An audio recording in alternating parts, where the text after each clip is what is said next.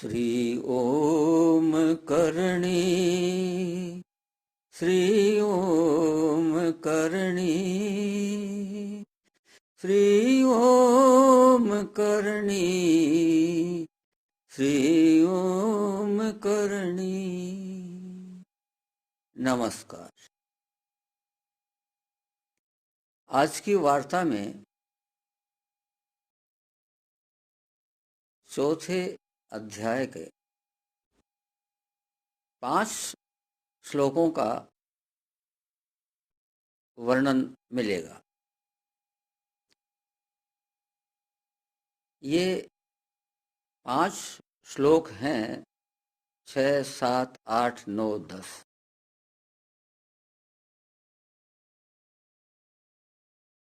इन श्लोकों के ज्ञान से बहुत अद्भुत प्राप्ति मिलने वाली है आपको। 6, 7, 8 में प्रभु के अवतार का रहस्य बताया गया है। इसके संबंध में 3 शब्द याद रखिए: कैसे, कब और क्यों। यानी प्रभु का अवतार कैसे होता है, यह 6ठे श्लोक में बताया गया है। प्रभु का अवतार कब होता है, यह 7वें श्लोक में बताया गया है। और प्रभु का अवतार क्यों होता है, यह 8वें श्लोक में बताया गया है। फिर 9 और 10, इन दोनों में इसका महात्म्य बताया गया है कि ये जानकारी प्राप्त कर लेने से क्या हो जाएगा। हम क्यों जानकारी प्राप्त करें कि प्रभु का अवतार कैसे, कब और क्यों होता है, क्यों जाने हम? भाई, इसके जानने मात्र से ही आपका कल्याण हो जाएगा। यह 8वां 6, 7, 8, 9वां श्लोक ये कहता है। और 10वें श्लोक में प्रभु ने कहा है कि ऐसे मेरे बहुत भक्त हो चुके हैं अब तक, जो इस मार्ग से, इसी आधार पर मेरे को प्राप्त हो गए। इस कारण से यदि ये जान लें आपकी प्रभु का अवतार कैसे होता है, कब होता है, क्यों होता है, तो आपका बहुत बड़ा काम, आपको एक बहुत बड़ी उपलब्धि होने वाली है। आपका एक तप हो जाएगा, जबरदस्त तप हो जाएगा। ये ज्ञान तप कहलाता है। प्रभु ने 9वें श्लोक में यही बताया कि ये ज्ञान तप है, आपका ज्ञान तप हो जाएगा। ज्ञान तप से आप पवित्र हो जाएंगे। केवल ये जानने मात्र से आप पवित्र हो जाएंगे, और आप पवित्र हो जाएंगे तो प्रभु को प्राप्त हो जाएंगे। तो 6ठा श्लोक क्या कहता है? 6ठे श्लोक में बताया है कि मेरा अवतार कैसे होता है। तो प्रभु कहते हैं कि भाई, वैसे तो मैं अजन्मा हूं, और अविनाशी हूं। इन दोनों शब्दों की व्याख्या की जा चुकी है पहले 10वें अध्याय के 3रे श्लोक की जब चर्चा हुई थी तब, कि प्रभु यो माम अजम अनादिम च वेति लोक महेश्वरम समूढ़ समर्तेषु सर्पापई प्रमुच्यते। मेरे बारे में जो ये 2 बात जानता है, 3 बात, अजन्मा हूं, अनादि हूं, सर्वलोक महेश्वरम हूं, समूढ़ समर्तेषु, वह ज्ञानी है, मूर्ख नहीं है, और उसके सारे पाप नष्ट हो जाते हैं। तो यहां पर भी प्रभु वही बात कह रहे हैं कि भाई, वैसे तो मैं अजन्मा हूं, अविनाशी हूं, और समस्त प्राणियों का ईश्वर हूं। वहां कहा है सर्वलोक महेश्वरम, यहां कह रहे हैं कि समस्त प्राणियों का ईश्वर हूं। लेकिन जब मेरे को यहां आकर के लीला करनी होती है तो मैं क्या करता हूं? पहला काम तो यह करता हूं कि प्रकृति को अपने नियंत्रण में, अपनी मुट्ठी में ले लेता हूं, कि प्रकृति मुझ पर प्रभाव न डाले। अग्नि, जल, वायु आदि जो प्रकृति के अंग हैं वो मुझ पर प्रभाव नहीं डाले हुए, तो मैं उनको अपने कंट्रोल में लेता हूं, अपने नियंत्रण में लेता हूं। उसके पश्चात मैं योग माया को स्वीकार करता हूं, क्योंकि शरीर धारण करने के लिए कैसा शरीर जो हम सबको नजर आवे, देवकी के पुत्र के रूप में, कौशल्या के पुत्र के रूप में, देवलबाई की पुत्री के रूप में शरीर हमको नजर आवे सब लोगों को, उसके लिए प्रभु को योग माया स्वीकार करनी पड़ती है। और तो कहते हैं प्रभु कि योग माया को स्वीकार करके अवतरित होता हूं। ऐसा नहीं कि वो पेट में आते हैं और 9 महीने 10 महीने रहेंगे और फिर निकलेंगे, ना ना ना ना ना ना ना ना। प्रभु का अवतार होता है, जन्म नहीं। तो ये आपको बता भाई कैसे प्रभु का अवतार कैसे होता है।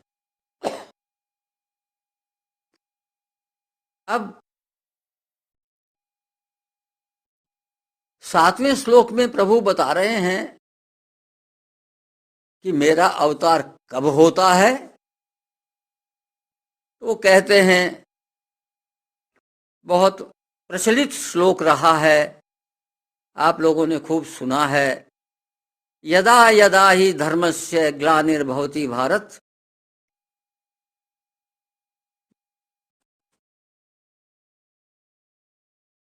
अभ्युत्थानम धर्मस्य तदात्मानं सृजाम्यहम्।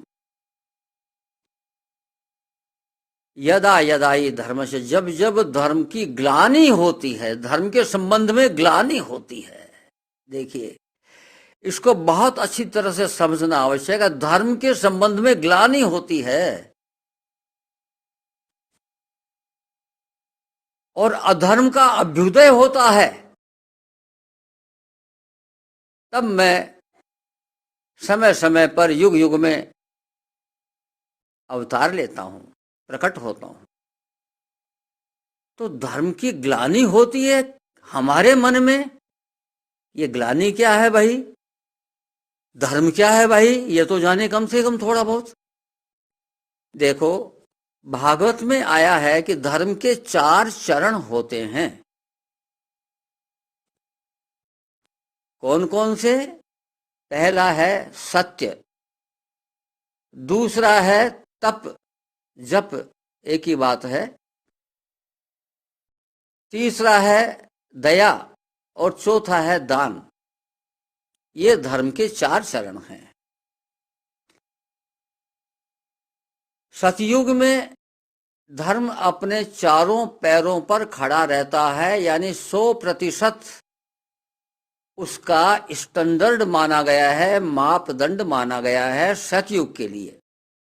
सतयुग के लिए धर्म का मापदंड है 100%, यानी 100% से धर्म गिरता है तो वो ग्लानि के कारण से ही गिरता है। त्रेता युग में धर्म का मापदंड है 75%, द्वापर में धर्म का मापदंड है 50% और कलयुग में धर्म का मापदंड है 25%। कहते हैं कि एक पैर से ही खड़ा रहता है भाई, 4 के बजाय। अभी कलयुग को प्रारंभ हुए लगभग 5,500 वर्ष हुए हैं। तो द्वापर में धर्म का मापदंड था 50%, तो ऐसा नहीं भाई कलयुग शुरू होते ही 25% गायब हो गया, ऐसा नहीं है, शनै शनै गायब होता है।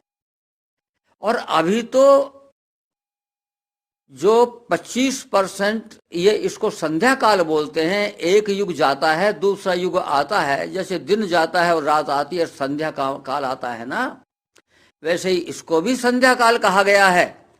तो अभी तो द्वापर और कलयुग का संध्या काल चल रहा है और इसमें केवल मुश्किल से अभी तो 1% भी कलयुग नहीं आया है।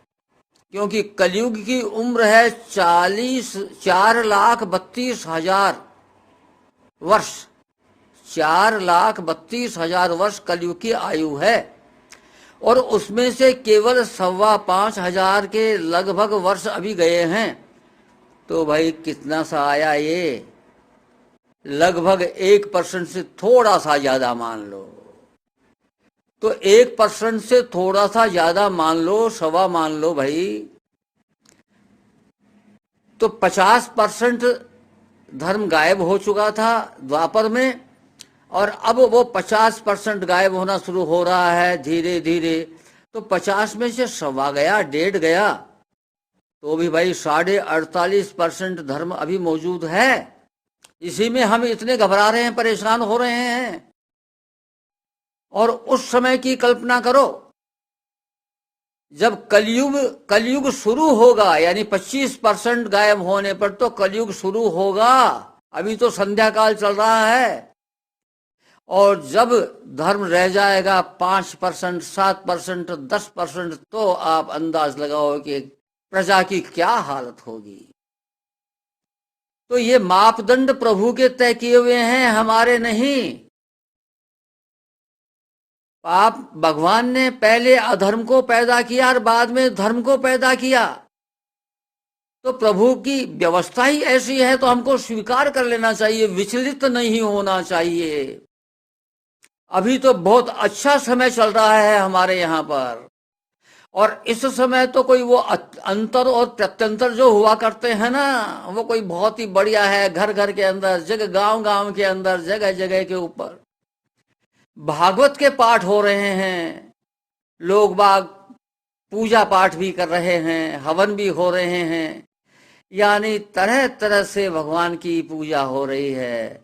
इसलिए ये तो इस समय बहुत अच्छा समय चल रहा है हमारे हिसाब से।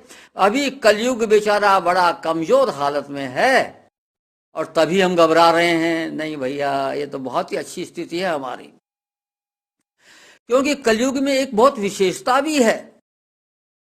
वो क्या है कि इसमें मानसिक पाप लागू नहीं पड़ते, लेकिन मानसिक पुण्य का फायदा हो जाता है। तो कितना बढ़िया कलयुग है। और कलयुग को आप इस रूप में लीजिए कि कल माने कल पुर्जे मशीन, इसमें मशीन की व्यवस्था से उत्थान होगा। तो जो साधु महात्मा घोर तपस्या करके और जो शक्तियां उपलब्ध करते थे, आज आप इंग्लैंड में क्रिकेट का मैच हो रहा है और यहां देख रहे हैं लाइव। तो आप देखिए, जो साधु महात्माओं को कितनी तपस्या से प्राप्ति होती थी, वो कल पुर्जों के माध्यम से, मशीन के माध्यम से आपको आसानी से उपलब्ध हो गई। बहुत सी चीजें ऐसी हैं। तो यह कलयुग इस प्रकार से मशीन युग है। और दूसरा इसका एस्पेक्ट यह भी है भाई, उसको स्वीकार कर लोगो तो कष्ट नहीं होगा कि यह कलह युग है, यह प्रभु का बनाया हुआ है कलह युग, यानी घर घर में कलह मिलेगी। आप चाहते हो कि आपके घर में कलह न हो, तो भैया थोड़ा सा 15 मिनट 20 मिनट कीर्तन कर लिया करो। चलते फिरते, उठते बैठते, नहाते धोते, खाते पीते नाम स्मरण की आदत डाल लो, तो क्या है कि कलयुग का प्रभाव दूर जाएगा, दूर रहेगा। आपके मकान में कलयुग नहीं घुसेगा, आपके इर्द गिर्द कलयुग नहीं आएगा, दूर रहेगा, डरेगा आपसे। लेकिन यदि आप ऐसा नहीं करते हैं, तो भाई यह भगवान की व्यवस्था है। कलयुग भी भगवान को उतना ही प्यारा है जितना सतयुग भगवान के, यहां पर कोई फर्क नहीं है। कलयुग भगवान के पास जाता है, कहता है प्रभु आजकल तो बहुत ज्यादा भागवत का प्रचार हो रहा है, भक्ति भी खूब हो रही है, मेरा क्या होगा? तो भगवान कहते हैं कि चिंता मत कर, मैं एक व्यवस्था कर देता हूं। क्या व्यवस्था की भगवान ने?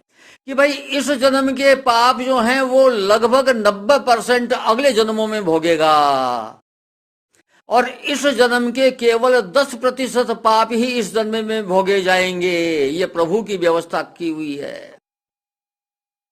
तो नतीजा यह हुआ कि मर्डर करता है यहां पर और छूट जाता है, क्योंकि वो पाप अगले जन्म में भोगेगा, अगले किसी जन्म में। ये जरूरी नहीं कि नेक्स्ट जन्म में भोग ले, अगले किसी जन्म में। और किस रूप में? हो सकता है कि कुत्ते के द्वारा ही जन्म लेकर के वो भोग ले, हो सकता है कोई माई का काबा बन करके वो भोग ले। तो भगवान जो हैं बड़े दयालु हैं, किसी न किसी तरह से इनको हल्के रूप में भुगताते हैं इन पापों को। नतीजा यह होता है कि आज आप मुकदमा करो, 25 वर्ष तक फैसला नहीं आवे, और ये फैसला भी आ जाए सुप्रीम कोर्ट का, तो राष्ट्रपति उसको फाइल को दबा करके बैठ जाए और 10-10, 11-11 वर्ष तक जजमेंट ही नहीं दें। तो फिर क्या होगा भाई? यह कलयुग का प्रभाव है।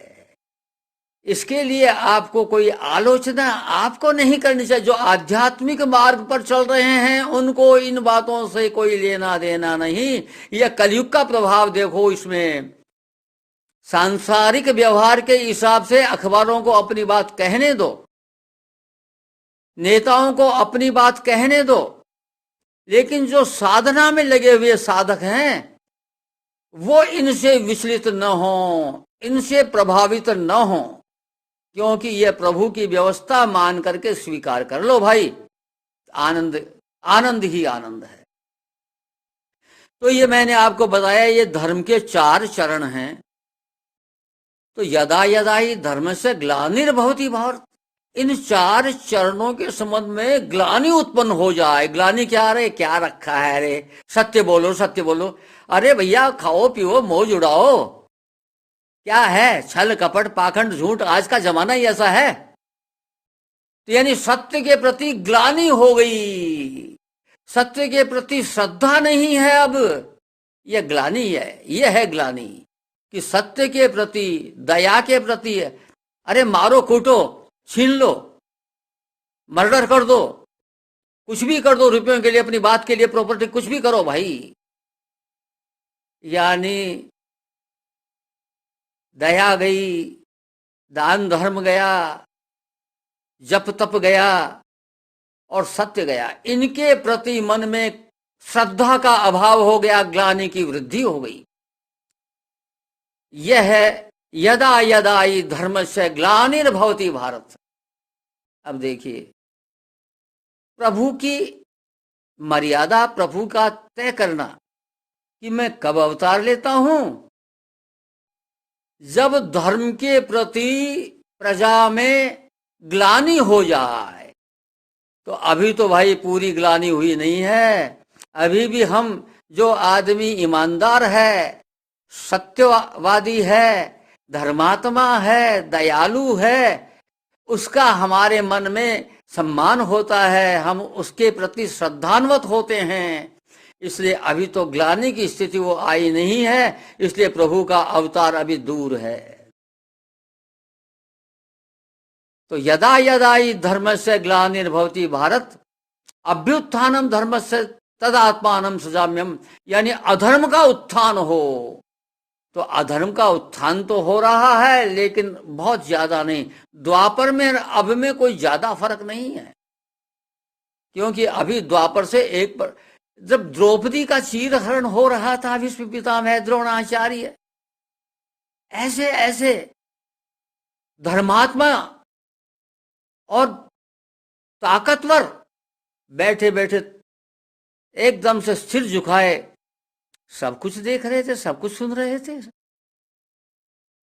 आज क्या, यदि यहां पर जयपुर में चौपड़ के ऊपर किसी स्त्री को नंगा किया जाए तो प्रजा ही खा जाएगी उस व्यक्ति को, खाने वालों की किसी की इंतजार नहीं करेगी। तो बताओ भैया, द्वापर से बढ़िया समय है कि नहीं है? हम बहुत बढ़िया समय में पैदा हुए हैं। और भी बढ़िया समय इसलिए है कि कलयुग के फायदे हमको सब मिल रहे हैं और अभी हम पर नुकसान प्रभावी नहीं हुए हैं। अभी अधर्म इतना ऊंचा नहीं आया है। तो यह कहा भाई मेरा अवतार कब होता है। फिर वो कहते हैं 8वें श्लोक में कि मेरा अवतार क्यों होता है। परित्राणाय साधूनाम, जो साधक हैं, परित्राणाय साधूनाम, साधु माने जिनकी साधना पूर्ण हो चुकी है वो साधु होता है। जो साधना में चल रहे हैं वो साधक कहलाते हैं।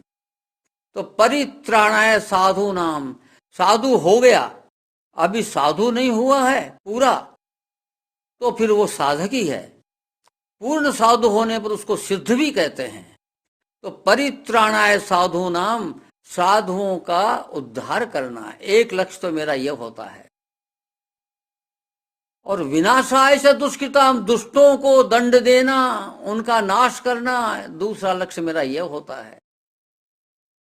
और धर्म संस्थापनार्थाय, धर्म की संस्थापना स्थापना करना, यानी ग्लानि को समाप्त करना, यह तीसरा लक्ष्य है। तो इसके लिए मैं संभवामि युगे युगे, युग युग में मैं प्रकट होता हूं। ये 3 कामों के लिए मैं युग युग में प्रकट होता हूं। तो ये भगवान ने 3 बातें बताई, कैसे, कब और क्यों मेरा अवतार होता है। और 9वें श्लोक में कहते हैं कि भाई जिसने ये बात जान ली, देखिए यही बात हमारे काम की है, हम भी जान गए भाई। आपने सुन ली, समझ ली कि अवतार कैसे होता है, कब होता है, क्यों होता है, तो आपने जान ली। तो जब यह जान ली तो यह आपका, भगवान कह रहे हैं 9वें श्लोक में, यह आपका ज्ञान तप हो गया, यानी आपकी तपस्या हो रही है इसको जानने मात्र से ही, और यह ज्ञान तप है। और प्रभु कहते हैं कि इस ज्ञान तप के द्वारा ही आप मुझे प्राप्त हो जाओगे, यानी ये जानने मात्र से ही आप प्रभु को प्राप्त हो जाएंगे। कितना आसान काम कर दिया रे प्रभु ने। कलयुग के लिए द्वापर में जाते जाते क्या देखे गए हैं, हे मेरे प्रभु, कितने दयालु हैं आप। सूर्यदम सर्वभूतानाम, ये कैसा शास्त्र, यानी वेदों का, उपनिषदों का, सबका निचोड़ निकाल करके और क्या दे दिया, और कहा कि भाई अब तो तुम्हारे लिए बहुत आसान है उद्धार करना, आत्मकल्याण करना। केवल जानना है कि प्रभु का अवतार कैसे होता है, कब होता है, क्यों होता है। और जानने से ही आपकी तपस्या हो रही है, ज्ञान तप हो रहा है, और उस ज्ञान तप से आप पवित्र हो रहे हैं, और इतने पवित्र हो जाएंगे कि प्रभु को प्राप्त हो जाएंगे। ये प्रभु 9वें श्लोक में कह रहे हैं। और 10वें श्लोक में क्या कह रहे हैं प्रभु, उदाहरण दे रहे हैं हमको आश्वस्त करने के लिए, विश्वास दिलाने के लिए, क्या कि भाई अनेक भक्त मेरे ऐसे हो चुके हैं जो इस मार्ग से मेरे को प्राप्त हो गए। बोलो, अब भी विश्वास नहीं करोगे क्या प्रभु पर? अरे भाई, भगवान कृष्ण पर, श्री मद्भगवत गीता पर विश्वास कर लो रे। इनके एक एक शब्द में जादू भरा पड़ा है। मौज कर लो, आनंद कर लो, इस जादू को प्राप्त कर लो। भगवान ने खोल रखा है ये जादू, केवल आप संदेह मिटा दो भाई, क्योंकि संदेह आत्मा विनश्यति। संदेह मिटाना है और कोई चिंता की बात नहीं है। चुटकी बजाते ही मुक्ति हो जाएगी, क्योंकि जानने में कितनी देर लगी कि कैसे, कब और क्यों, जानने में कितनी देर लगी भाई, कोई देर ही नहीं लगी। आपकी तपस्या पूर्ण हो रही है केवल जानने मात्र से, और आप भगवत प्राप्ति के अधिकारी हो गए, भगवान के पास पहुंचने के अधिकारी हो जाते हैं। आज बस इतना ही। नमस्कार।